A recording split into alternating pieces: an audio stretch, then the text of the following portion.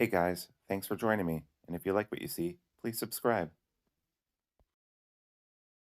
Hey friends, today I have for you a short review of this KPL Knife Shield.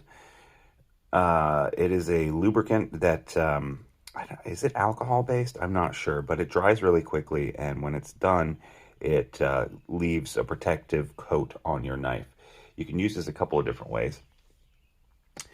Much like mineral oil, which is what I usually use, on a DLC coated blade, you just spray it on the DLC coating, let it sit for 20, 30 seconds, and then wipe away the excess, and it will get inside the DLC coating, make this look and shinier and better, and add some protection to your coating and to the blade itself. You can also just take a regular blade and you go ahead and apply it to this too. There are, little micro holes and stuff inside your blade, and by applying a thin coat of this, especially on metals that aren't necessarily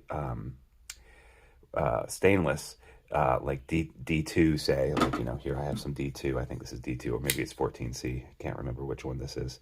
But apply some of this to this belt grind, and your blade will stay protected much longer.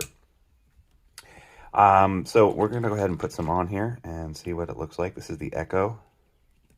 So you got to shake it really well, because it does part. Like when you don't shake it or whatever, you can tell.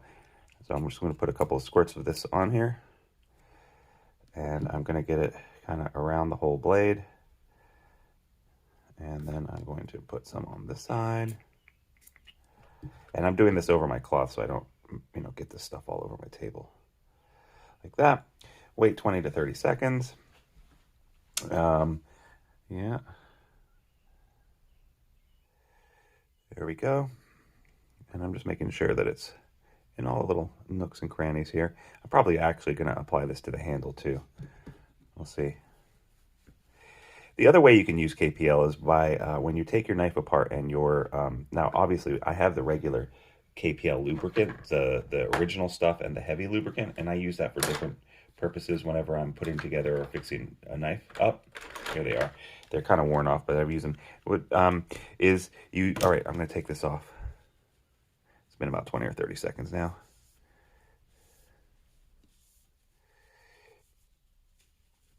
Usually when I use mineral oil instead of this, I let it sit for like, half an hour. I'll just put the mineral oil on and walk away for a long time.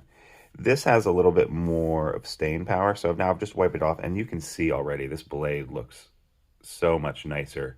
The sheen on it is a lot nicer. So that's pretty cool. So the other way you can use this KPL is obviously when you take apart a knife, you can take the knife apart, and then you can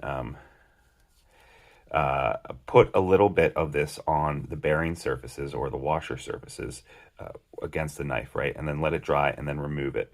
That will add a sheen of protection, of lubricant, of dry lubricant to the working part of your knife. And then when you put your bearings down, or your